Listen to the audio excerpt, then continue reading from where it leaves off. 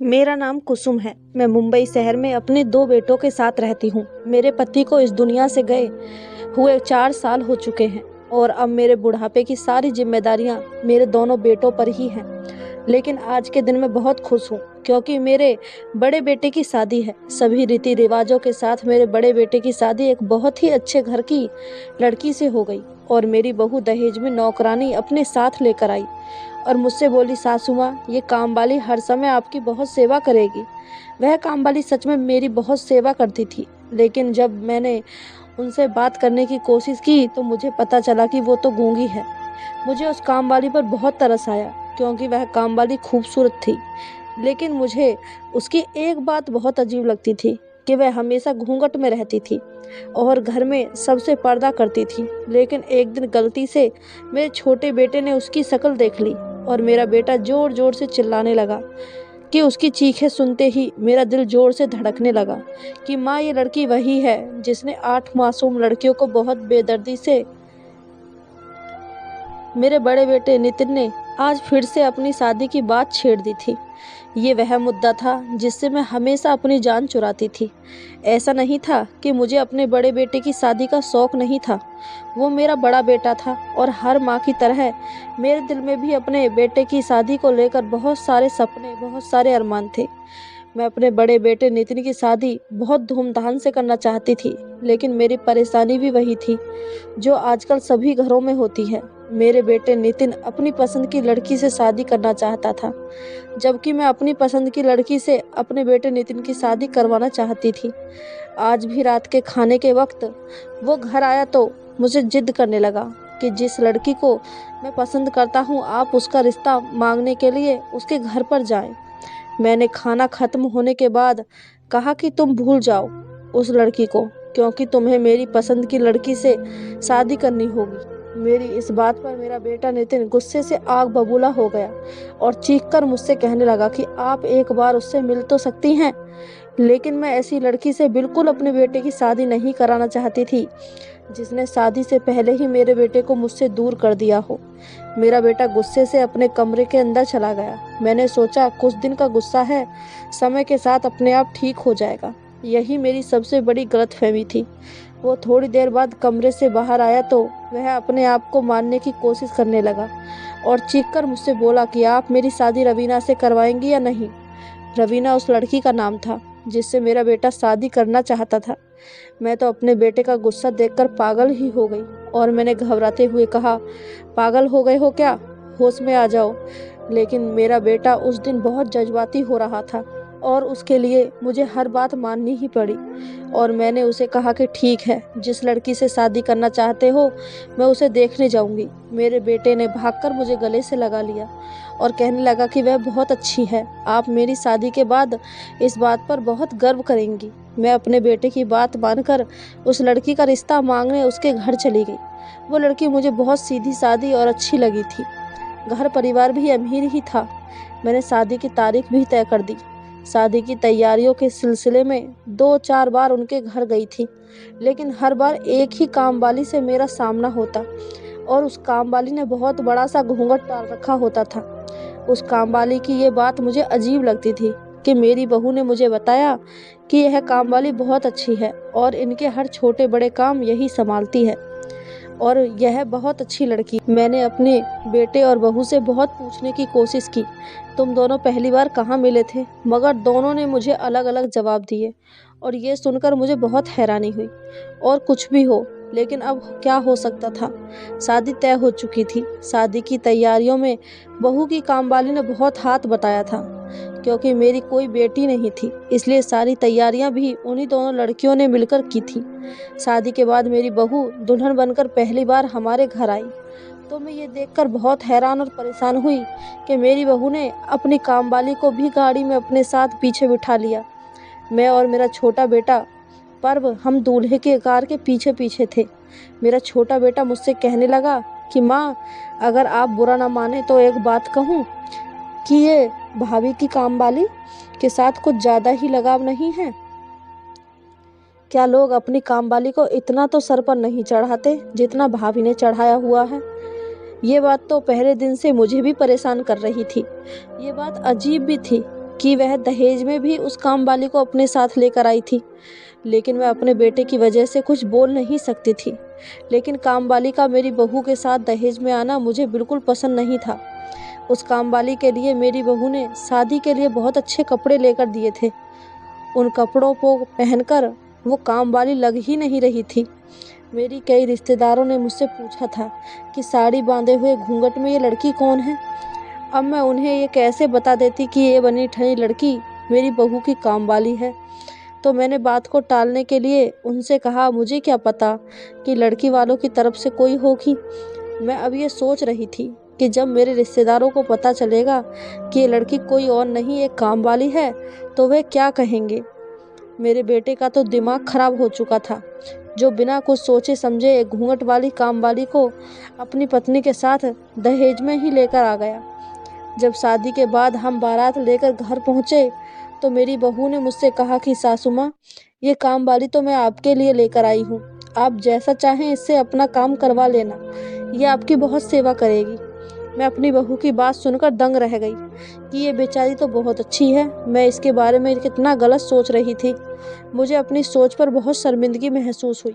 मेरी बहू ने तभी उस कामवाली को आवाज़ लगाकर मेरे कमरे में बुलाया और उससे कहा कि देखो, शादी की तैयारियों के चक्कर में सासू माँ बहुत थक गई हैं, तो तुम उनके हाथ पांव दबाकर अच्छे से मालिश कर दो। आज से इनके सभी काम तुम्हारी जिम्मेदारी हैं। अब जल्दी जाओ और सासू माँ के कमरे की अच्छी से सफाई कर दो ताकि वो आराम कर सकें। जब काम वाली अंदर कमरे में चली गई तो मेरी बहू मुझसे धीमी आवाज़ में बोली, सासू माँ, आपसे छोटी सी प्रार्थना है। मैंने चौंक कर उसे देखा और पूछा कि कैसी प्रार्थना। मेरी बहू मुझसे कहने लगी कि वह बेचारी गरीब जरूर है, लेकिन वह एक बहुत अच्छे घराने से है और बहुत पर्दा करने वाली है। उस काम वाली का चेहरा तो मैंने भी आज तक नहीं देखा, तो इसलिए आप थोड़ा ख्याल रखना। मैंने अपनी बहू से कहा, तुम इस बात की बिल्कुल भी फिक्र मत करो। मैं जब अपने कमरे में गई तो मैंने देखा कि वह काम वाली बड़ी लगन से काम कर रही थी और साड़ी के साइड से उसके गोरे गोरे हाथ दिख रहे थे। उस काम वाली की खूबसूरती देखकर मैं तो चौंक गई। बहुत ज़्यादा गोरा रंग था उसका। उसे मेरी मौजूदगी का पता चला तो उसने जल्दी से अपने चेहरे को पूरी तरह से ढक लिया। मैंने उस कामवाली को आवाज़ देकर पूछा कि क्या नाम है तुम्हारा। उसने इशारा करके मुझे बताया कि मैं तो गूंगी हूँ। मुझे उस कामवाली पर बहुत रहम आया कि बेचारी इतनी खूबसूरत है और उसने कैसा भाग्य पाया है। एक तो कामवाली, ऊपर से गूंगी। खैर, वह कामवाली बहुत काम की थी, मेरा बहुत ध्यान रखती थी, मेरी बहुत सेवा करती थी। मेरी बहू के काम करने से पहले वो मेरे काम किया करती थी। मैं उससे बहुत खुश रहने लगी थी, लेकिन मेरा छोटा बेटा उसके घर में रहने से बहुत ज़्यादा जलता था। कुछ था भी वो बहुत ज़्यादा शरारती। जब भी वो कामवाली उसके सामने से जाती है तो उसका रास्ता रोक कर खड़ा हो जाता और उससे कहता है कि घूंघट ऊपर करके मुझे अपना चेहरा दिखा, तभी मैं तुम्हें जाने दूंगा। वो बेचारी तेज कदमों से भागकर मेरे कमरे में आती और मेरे पीछे छुप जाती। मैं अपने बेटे को डांटती थी कि क्यों इस बेचारी को, कामवाली को बार बार चिढ़ाता रहता है। कामवाली रोज रात को मेरे सर और पाँव दबाती थी और मेरी मालिश करती थी। उस कामवाली के आने से मुझे बहुत ज़्यादा आसानी हो गई थी, क्योंकि मेरे सारे के सारे काम उस कामवाली ने ही संभाल रखे थे। मेरा छोटा बेटा उसे हमेशा ये कहकर चिढ़ाता था कि मुँह तो ऐसा ढककर रखती है जैसे कोई चोर हो, इसलिए अपने सारे जेवर ध्यान से रखा करो और उसके जाने के बाद ठीक से चेक कर लिया करो। वो कामवाली तो कुछ बोल ही भी नहीं सकती थी, क्योंकि वह गूंगी थी। वो बहुत साधारण सी लड़की थी, बस अपने काम से काम रखती थी। एक दिन मेरे कुछ दोस्त मेरे घर पर आए, तभी मेरी कामवाली उनके सामने घूंघट में ही आई। तो उस कामवाली के जाने के बाद मेरे दोस्तों में से मेरी एक दोस्त ने मुझसे कहा कि तुम्हारी कामवाली घूंघट करके क्यों काम करती है।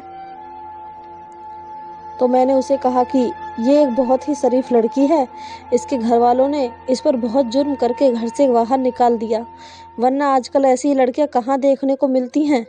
मैंने अपने दोस्तों से वही सब कहा जो मेरी बहू ने मुझे बताया था।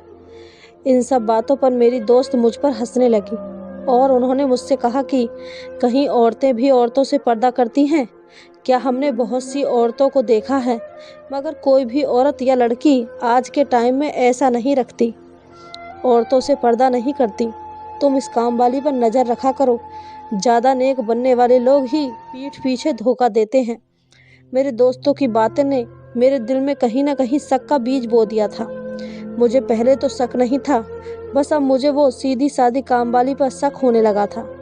मुझे कई ऐसे वाक्य याद आने लगे जिससे मुझे उस पर शक करने की वजह मिल गई, और उन सब बातों को मैंने अब अपने मन का वहम मानकर भुला दिया था।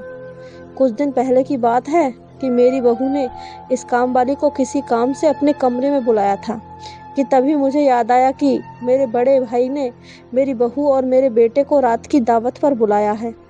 मैं इस बात को बताने के लिए उसके कमरे में गई तो मैं ठिठक कर रह गई, क्योंकि मुझे मेरी बहू के कमरे से मेरी बहू की आवाज़ के अलावा भी किसी और औरत के हंसकर बात करने की आवाज़ आ रही थी। मैं इस बात से बहुत ज़्यादा हैरान और परेशान हुई और सोचने लगी कि बहू के कमरे में तो इस काम वाली के अलावा और कोई नहीं है। मैं अंदर जाकर ये सब देखती कि इससे पहले ही मेरे छोटे बेटे ने मुझे आवाज़ देकर किचन में बुला लिया। मैं जब अपने बेटे की बात सुनकर वापस आई तब मैंने अपनी बहू से पूछा कि बेटा, तुम्हारे कमरे में किसकी बोलने की आवाज़ आ रही थी? मेरी बहू ने मुझसे कहा कि अरे सासू माँ, मैं तो टीवी देख रही थी, उस पर सीरियल की आवाज़ आ रही होगी। मैंने अपनी बहू की इस बात पर यकीन कर लिया और सोचा कि वह कामवाली तो बोल ही नहीं सकती है, शायद मुझे कोई गलतफहमी हुई होगी।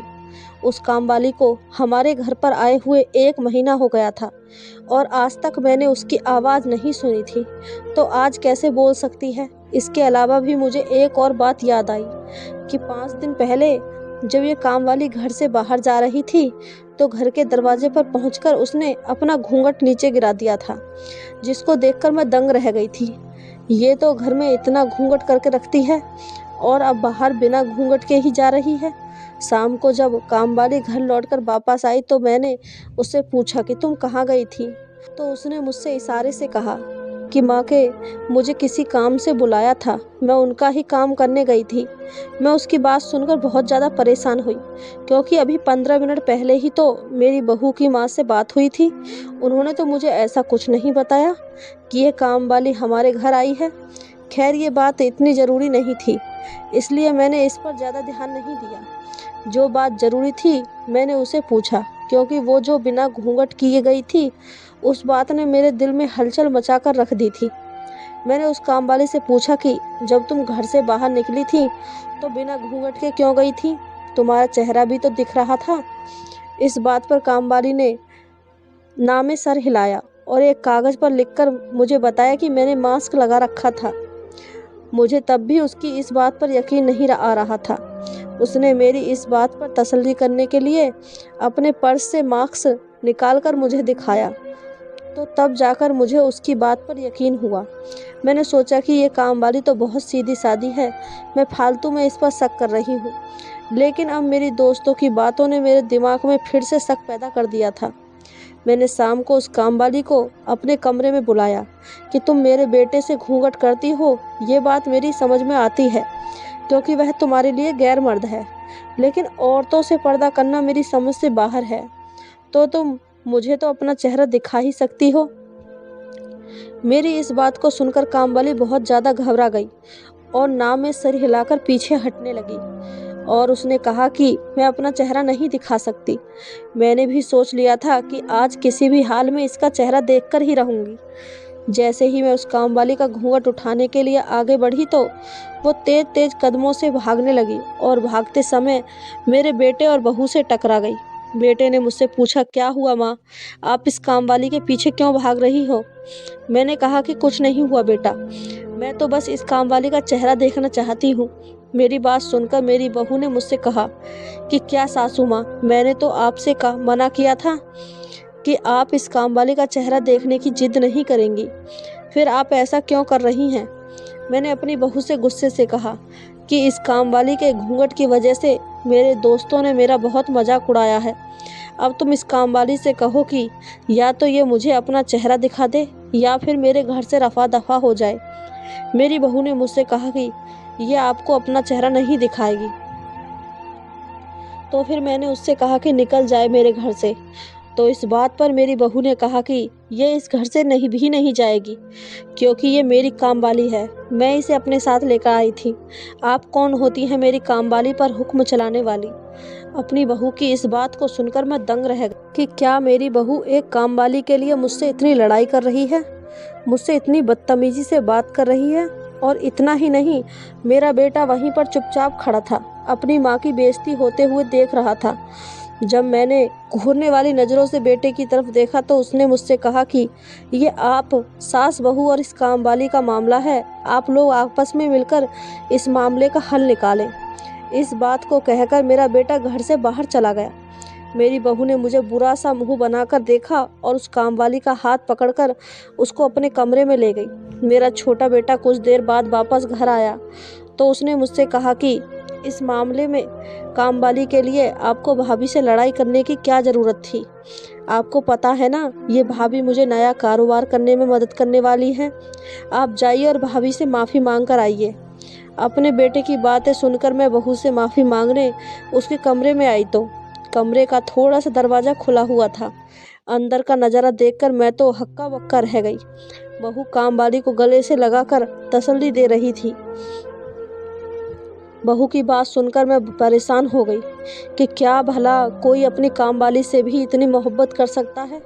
मेरी बहू उसको गले लगाकर कह रही थी कि तुम परेशान मत हो, ये सब बस कुछ दिन की बात है, मैं सब कुछ ठीक कर दूंगी और मैं सासू माँ को भी अच्छे से समझा दूंगी। मैंने थोड़ा और अंदर झांक कर देखा तो उस कामवाली ने अपना घूंघट उठाया हुआ था। उसके एक साइड मुझे दिख रही थी। मैं चौंक कर अपने कमरे में वापस आ गई। मुझे बहू की वह बात याद आ गई कि उसने कहा था कि इस कामवाली ने तो मुझे भी आज तक अपना चेहरा नहीं दिखाया है। फिर वह कामवाली बहू के सामने अपना घूंघट कैसे उठाकर बैठी थी। मैं सोच रही थी कि एक मालिक तो कभी भी अपनी कामवाली को गले से नहीं लगा सकता है और न ही उसको इतना सर पर चढ़ाती है। फिर मेरी बहू ऐसे क्यों कर रही थी, मुझे कुछ समझ नहीं आ रहा था। उस दिन के बाद से मेरी बहू ने उस कामवाली को मेरे सारे काम करने से मना कर दिया था। वो कामवाली ज़्यादातर मेरी बहू के ही साथ रहती थी और मेरी बहू उस कामवाली को मेरे करीब भी नहीं भटकने देती थी। मैं भी ये सोचकर चुप थी कि कहीं मेरे घर का माहौल ख़राब ना हो और कोई लड़ाई झगड़ा होने की वजह से मेरा बेटा पत्नी को लेकर मुझसे अलग ना हो जाए। मेरी बहू रोज उस कामवाली को लेकर घर से बाहर निकल जाती और शाम को वापस आने पर दोनों ही अपने कमरे में बंद हो जाती। उन दोनों का ऐसा करना मुझे बहुत अजीब लगता था, लेकिन मैं क्या करती, मेरी तो इस घर में कोई सुनने वाला ही नहीं था। एक दिन मेरी तबीयत अचानक ख़राब हो गई। मैंने अपने छोटे बेटे से कहा कि कामवाली किचन में काम कर रही है, तुम जाओ और उससे कहना कि वह मुझे एक कप चाय बनाकर दे दे। उस दिन इत्तेफाक से मेरा बेटा घर पर ही था, वरना इस समय मेरा बेटा अपने काम पर होता था। मेरा बात सुनकर वह उस कामवाली के पास किचन में गया। उसको गए हुए 2 ही मिनट हुए थे कि अचानक किचन से मेरे बेटे के चीखने की आवाज़ आई। उसकी आवाज़ को सुनकर मैं बहुत ज़्यादा घबरा गई। तेज़ी से बिस्तर से उठी और भागती हुई किचन में गई थी। जैसे ही मैं किचन में पहुंची तो मैंने वहां का जो नज़ारा देखा, उसको देखकर मैं परेशान हो गई। मेरे बेटे ने उस कामवाली का बाजू पकड़ रखा था और दूसरे हाथ से वो कामवाली अपना चेहरा छुपाने की कोशिश कर रही थी। मैंने अपने बेटे से कहा, ये सब क्या हो रहा है, तुमने इस कामवाली का हाथ क्यों पकड़ रखा है? तो मेरा बेटा कहने लगा, इसलिए पकड़ा है ताकि ये भाग न जाए। मैं किचन में आया था आपके लिए चाय को कहने, तो मैंने देखा कि ये अपने घूंघट से अपना चेहरा साफ कर रही है और गलती से मेरी नज़र उसके चेहरे पर पड़ गई और मैंने इसका चेहरा देख लिया है। तो मैंने हैरानी से पूछा कि फिर क्या हुआ, कि इतनी देर में ही मेरा बड़ा बेटा और बहू अपने कमरे से निकलकर किचन में आ गए। मेरी बहू आग बबूला होकर कहने लगी कि आप दोनों माँ बेटा मेरी कामवाली के साथ कैसा सलूक कर रहे हैं। मेरा बेटा कहने लगा कि मैंने आपकी कामवाली की शक्ल देखी है और मैं अभी सबको इसकी शक्ल दिखाता हूँ। और इतना कहकर उसने ज़बरदस्ती उस कामवाली का घूंघट खींच लिया। जब मैंने उस कामवाली का चेहरा देखा तो मुझे ध्यान आया कि मैंने इससे पहले भी इसे कहीं देखा है। ज़रा ध्यान से देखा तो मेरे मुंह से चीख ही निकल गई। मुझे याद आया कि ये तो वही है जो मासूम लड़कियों की कातिल जो आज तक हर न्यूज़ चैनल पर नज़र आ रही है। मेरे दिमाग में पूरी की पूरी कहानी चलने लगी। न्यूज़ रिपोर्टर ने बताया था कि इस लड़की ने अपने 8 मासूम दोस्तों का कत्ल बड़ी ही बेरहमी के साथ कर दिया है। पुलिस ने इसको पकड़ लिया था। पुलिस ने बताया था कि वो लड़की एक दिमागी बीमारी से पीड़ित है और इस बीमारी के चलते इसने जलन और दुश्मनी में अपने 8 मासूम दोस्तों को मार डाला। बाद में पता चला कि कातिलाना लड़की पुलिस की गिरफ्त से फरार हो गई है। मैं क्या, पूरे देश को इस कातिल लड़की के बारे में पता था। इस देश के बच्चे भी जानते थे कि ये लड़की कौन है। इसकी शक्ल इतनी बार न्यूज़ चैनल पर दिखाई गई है कि अब तो इसको कोई भी पहचान सकता था। मेरे छोटे बेटे ने उस कामवाली को पहचान लिया था।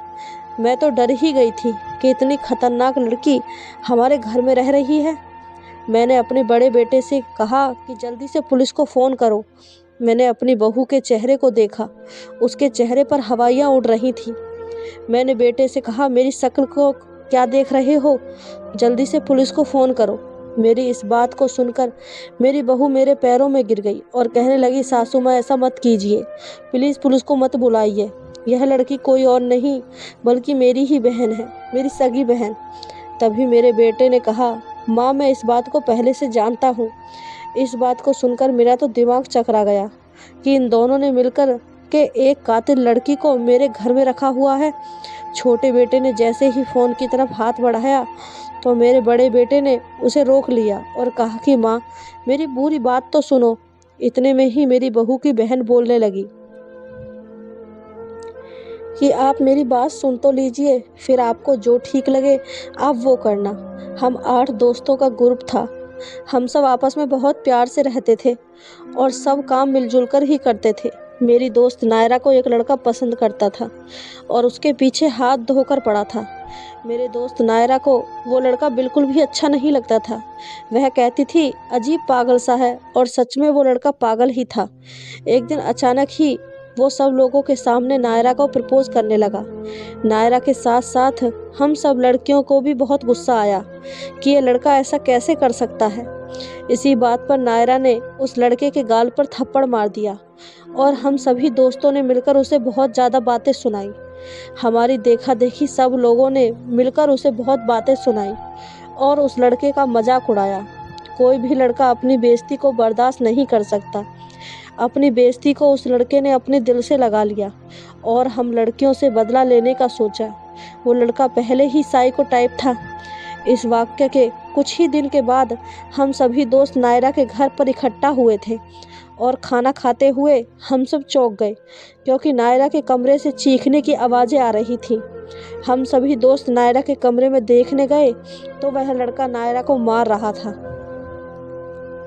वो सब डर के भागे तो उस लड़के ने उन्हें भी मार डाला। उस साइको लड़के ने एक एक करके मेरे 8 दोस्तों को बड़ी बेरहमी से मार डाला। मैं अपनी जान बचाने के लिए वहां खिड़की से कूद गई। तेजी से भागते हुए अपने घर आकर अपने कमरे में छुप गई। मेरी हालत बहुत ज़्यादा ख़राब थी। मेरा दिमाग कुछ भी सोचने समझने की हालत में नहीं था। मैं बहुत डर गई थी। उस साइको लड़के ने बड़ी बेरहमी से मेरे सभी दोस्तों को मार दिया था। अब मुझे डर था कि कहीं वो मुझे भी ना मार दे, लेकिन वह लड़का बहुत चालाक निकला। उसने मेरे सारे दोस्तों के कत्ल का इल्ज़ाम मेरे ऊपर डाल दिया और इसी हत्या के आरोप में पुलिस ने मुझे पकड़ लिया। मैंने सबको सच्चाई बताई, लेकिन मेरी बात पर किसी ने यकीन नहीं किया। मेरी बहन ने अपने पति के साथ मुझे जेल से बाहर निकाला और मेरी बहन मुझे अपनी कामवाली बनाकर अपने साथ अपने ससुराल ले आई। मैंने कुछ नहीं किया है, मैं बेकसूर हूँ। पुलिस वाले मुझे हर जगह ढूंढ रहे थे और मीडिया ने भी मुझे हर जगह जलील कर दिया था, इसलिए मुझे अपना चेहरा छुपाना पड़ा। मेरी दीदी मुझे अपने साथ पुलिस की गिरफ्त से बचाने के लिए लेकर आई थी। मेरी बहू रोते हुए मुझसे कहने लगी, इसका कोई कसूर नहीं है, मेरी बहन बेकसूर है। मैं और मेरे पति इतने दिनों से इसकी बेगुनाही का सबूत ढूंढ रहे थे और हमने उस साइको लड़के के पीछे अपने जासूस लगा रखे हैं।